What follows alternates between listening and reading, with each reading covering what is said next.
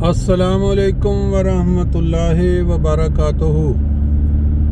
आज 12 अप्रैल 2026 और संडे का दिन है और आप मेरे साथ साथ आज फ्रैंकफर्ट एक्कनहाइम से ओफनबाख की तरफ सफ़र करेंगे और रस्तों के जो मनाज़र हैं जर्मनी के अंदर मोटरवे जो है वो कैसी नज़र आती है और लोग जो हैं वो किस तरह यहाँ सफ़र करते हैं, किस तरह ट्रैफिक के कवानीन जो हैं उसका ख्याल रखते हैं और बाज़ उसमें से ऐसे भी हैं जो शायद ना भी रखते हों। लेकिन इन नज़ारों के साथ साथ जो अहम बात वो ये है कि आज के दौर में भी अल्लाह ताला उन लोगों की दुआएं कबूल कर लेता है जो नेक नीयत होते हैं, जिनका खुदा ताला की ज़ात पे पूरा यकीन होता है, ना सिर्फ लोगों को दिखाने के लिए कि भाई हम खुदा पे यकीन रखते हैं, बल्कि उनके जो अमाल हैं अमली तौर पे वो बताते हैं कि वो खुदा ताला की ज़ात पे मुकम्मल कामल यकीन रखते हैं। किसी भी मुश्किल में, किसी भी तकलीफ़ दे घड़ी में वो खुदा ताला से मांगने से नहीं रुकते। और आज अगर हम जायज़ा लें, बहुत सारे दुनिया में मुख्तलिफ़ मज़ाहिब हैं, मुख्तलिफ़ फ़िरक़े हैं, सबसे ज़्यादा जो मवाज़ना करने में फ़िरक़ा जो यहाँ ऐसी जमात नज़र आती है इस्लामी, वो जमात अहमदिया है, जिसका मासवाए खुदा के और कोई मददगार नहीं। यानी खुदा ताला हर काम जिसमें उनको मुश्किल नज़र आती है, जो नामुमकिन नज़र आती है, वो खुदा ताला से उम्मीद रखते हैं कि वो काम बना दे। और फिर उसमें जो अहमदी हज़रात, अहमदी ख़वातीन, बच्चे, उनके कबूलियत दुआ के मुताल्लिक़ ऐसे ऐसे वाक़यात मिलते हैं कि आज के दौर में अगर वो बंदा सुने और जिसका ईमान किसी वजह से डगमगा चुका हो कि भाई खुदा ताला दुआ नहीं सुनता या आज के दौर में दुआएं किसी काम नहीं आती, सिर्फ माल जो है उससे काम होता है, तो उनके लिए ये दो वाक़यात मैं सफ़र के मनाज़र के साथ साथ आपसे शेयर कर देता हूँ। हो सकता है किसी के कान में ये आवाज़ पड़े तो उसकी बका का सबब बन जाए, उसके लिए फ़ायदा मंद हो जाए।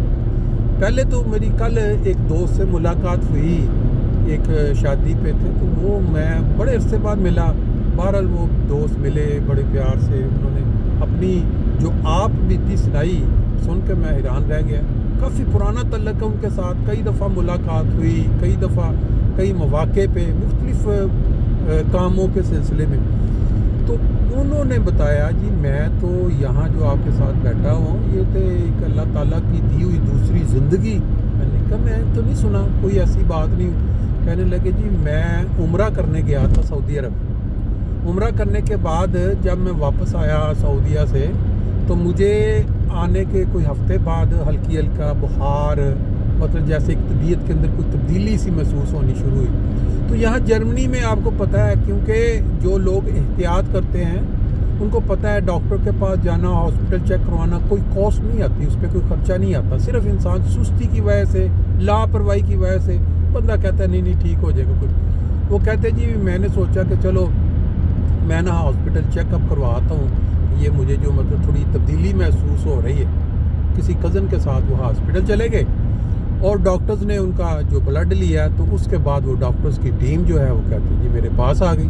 कहते जी तुम पहुँचे यहाँ कैसे हो, कैसे आए हो? उन्होंने जी मैं कज़न के साथ आया हूँ। उन्होंने कहा जी तुम्हारा जो दिल है, तुम्हारे जो गुर्दे हैं, तुम्हारा जो फेफड़े गालबन साथ 2-3 उन्होंने ऑर्गान जो ज़िंदगी बचाने वाले होते हैं वो तो काम बिल्कुल ना होने के बराबर काम कर रहे हैं। तो अगर हमने फौरी तौर पे तुम्हें कोमा में ना डाला, यानी मसनूई बेहोशी में, तो ये तो ब्लड, क्योंकि इसके अंदर कोई ऐसा आया है, वायरस आया है, कोई ऐसा जरासीम आया है, तो ये तो तुम्हारा डैमेज कर देगा दिमाग को। تو اس لیے ہم تمہیں، اور کہتے مجھے انہوں نے اتنی بھی مہلت نہیں دی کہ بھئی میں گھر میں فون کر کے بچوں کو بتا دوں بھئی یہ معاملہ ہے. میں اپنا نارمل چیک اپ کرنے گیا ہوں، بیوی کو پتہ تھا. انہوں نے مجھے اپنا بے ہوش کر کے ٹیکہ لگا کے بے ہوش کر دیا، جس کو کنسلش کوما کہتے ہیں، جس کو کہتے ہیں مصنوعی طور پہ بے ہوش کر دینا، تاکہ آرگان جو ہیں وہ ختم نہ ہو جائیں. اس طرح ان کی کوئی اصطلاح ہوتی رہا. کہتے جی اس کے بعد مجھے نہیں پتا کہ اس کے بعد بچوں کو شام ہو گئی، بچے پریشان کہ ابا جی گئے تھے چیک اپ کروانے. کہتے جی رات کو جب وہ آئے ہیں تو ان کو ڈاکٹرز نے کہا ہاں بیٹھے ہیں ہم آپ کو بتاتے ہیں یہ وہ. تو وہ بعد میں انہوں نے بتایا جی ہم نے تو ان کی کنڈیشن کی وجہ سے ان کو بے ہوش کر دیا ہے، مصنوعی، جس کو کوما میں لے گئے ہیں. بہرحال کہتے جی 15 دن تک مجھے نہیں پتا، میں تو بے ہوش تھا مصنوعی کو. تو وہ ڈاکٹرز چیک اپ کرتے رہے ہیں، میرے بلڈ لیتے رہے ہیں ٹیسٹ. تو آخر انہوں نے بچوں کو یہ کہنا شروع کر دیا کہ ہمیں امید نہیں رہی ہے کہ ان کی جو کنڈیشن ہے، اگر یہ ہوش میں آ بھی گئے تو ان کا دماغ جو ہے وہ پورا کام نہیں کرے گا، کیونکہ ان کی جو کنڈیشن تھی وہ بڑی کریٹیکل تھی. تو ہم نے اس لیے کہتے جی بچے سنتے رہے.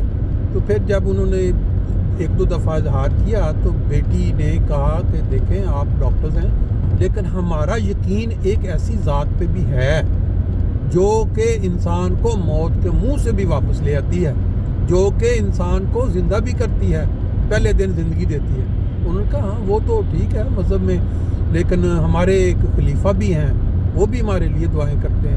بہرحال وہ کہتے جی انہوں نے بچوں نے ڈیلی خط دعا کا بھی لکھنا خلیفۃ المسیح کی خدمت میں، اور پھر دعائیں بھی کرنی.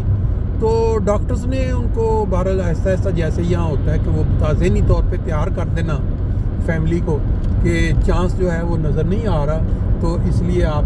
لیکن کہتے جب انہوں نے وہ آہستہ آہستہ خوراک جو مجھے ڈوز دے رہے تھے دوائیوں کی وہ کم کرنا شروع کی بے ہوشی کی، تو تھوڑا تھوڑا ہوش آنا شروع ہوا. تو ڈاکٹرز نے کہا کہ اگر ہوش ان کو آئی تو لیکن ان کا وہ نہیں رہے گا پہلے والا. کہتے جی میں آہستہ آہستہ ہوش میں آنا شروع ہوا.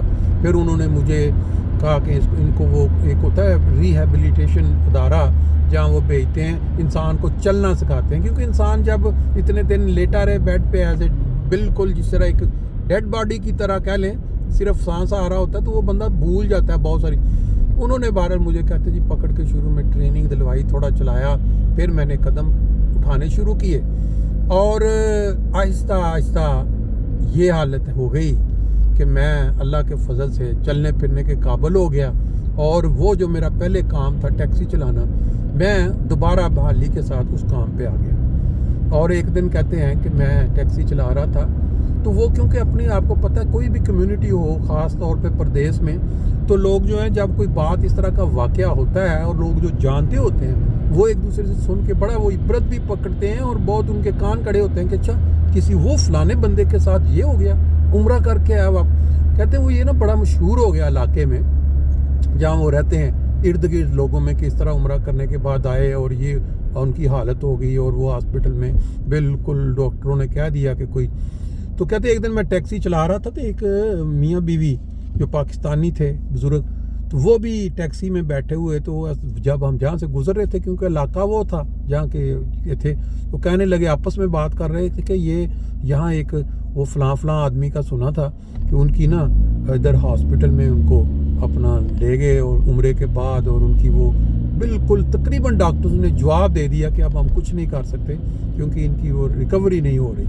تو پھر ان کی جو بچے ہیں انہوں نے دعائیں کیں، انہوں نے خلیفۃ المسیح کو دعاؤں کے لیے لکھا، اور اللہ تعالیٰ نے ان کی دعائیں سنی اور معجزہ کر دیا کہ ان کا باپ یا بیوی کا خاوند وہ دوبارہ روب صحت ہو گئے. اور یہ مطلب اس طرح کا کوئی واقعہ ہوا ہے یہاں پہ. تو یہ کہتے میں سن رہا تھا تو وہ آپس میں بات کر رہے تھے کہ اللہ تعالیٰ ہمیں بھی اس طرح کا بنائے کہ ہم بھی جو ہے نا اللہ کے ظہور اس یقین کے ساتھ دعائیں کرنے والے ہوں کہ ہم خدا کو کوئی بھی چیز جو تکلیف دے ختم کو منوا سکیں. تو وہ بعد میں انہوں نے کہا کہ اچھا آپ نے سنا یہ بات، آپ کو پتہ ہے کہ وہ کون آدمی؟ کہتے نہیں ہم نے صرف سنا ہے. کوئی کہنے لگے جی وہ بندہ میں ہی تھا. یعنی کہ اس طرح کے واقعات بھی دنیا میں ہو جاتے ہیں کہ ایک چیز یہاں جرمنی میں آج کل نا بہت ساری وفاتیں ہو رہی ہیں. اکثر لوگ کوئی اچانک چلتے پھرتے دل بند ہو گیا. چند دن پہلے ایک نوجوان 37 سالہ، دونوں بھائی آگے پیچھے جا رہے ہیں، پیچھے وہ پہلا انٹر ہو گیا گھر میں، دوسرا بھی پیچھے تھا چند قدم، تو وہ انٹر نہیں ہوا. تھوڑی دیر گزر گئی، والدہ پریشان، ان کے اوپر سے ایک آدمی دیکھ رہا تھا بالکونی سے کہ یہ جو لڑکا پیچھے آ رہا ہے، اچانک وہ گرا ہے اور اس کا سر جو ہے وہ لگا ہے پتھر پہ اور وہ خون و خون. وہ نیچے آ کے انہوں نے فٹافٹ بیل شیل دی، وہ ڈاکٹرز وغیرہ، لیکن وہ انہوں نے آ کے وہ دیکھا وہ بے ہوش تھا، ہاسپٹل لے گئے، وہ کوما میں. لیکن انہوں نے بتایا یہ کہ اس کا دل اچانک بند ہو گیا تھا جب وہ گرا ہے چکرا کے، تو وہ اس کے بعد کچھ ہفتے ڈیڑھ میں وفات ہو گئی. تو یہ تو آج کل حالات ہیں، اور اس طرح کی خبریں ہم اتنی زیادہ سنتے ہیں. اور کہا یہ جا رہا ہے کہ یہ کرونا کے جو ٹیکے لگے ہوئے ہیں شاید اس کی وجہ، اللہ بہتر جانتا ہے. لیکن یہ مثال تھی یہ کہ جب اللہ تعالیٰ نے کسی کی رکھی ہو زندگی، تو پھر دعائیں بھی ایک ذریعہ بنتی ہیں اس کی زندگی میں طوالت کا.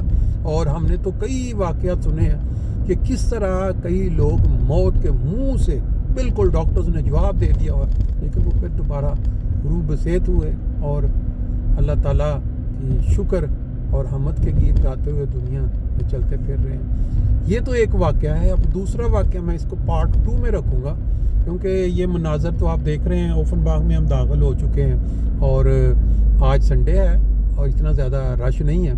پروگرام تھا کہ ہم ایک جا کے وہ جو گاڑیاں، وہ جو ٹرانسپورٹ یا بڑا ڈبہ کرائے پہ لینے کے لیے، تو وہاں اس سمت میں جا رہے اس وقت. تو باقی دوسرا جو واقعہ ہے وہ بھی ایک بہت ہی ایمان افروز واقعہ اس طرح ہے کہ بعض اوقات انسان جب بہت زیادہ بار 6 مہینے، سال، 2 سال، 3 سال، 4 سال، 5 سال وہ ایک بار ناکامی پہ ناکامی اور مایوسی دیکھتا ہے، تو کوئی وقت آ جاتا ہے کہ انسان مایوس ہو جاتا ہے. اس کے کلمہ شکر کی بجائے وہ مطلب کوئی اور الفاظ منہ سے نکل سکتے ہیں. تو وہ واقعہ بڑا دلچسپ ہے، تو وہ میں اب آپ کو پارٹ 2 میں رکھتا ہوں.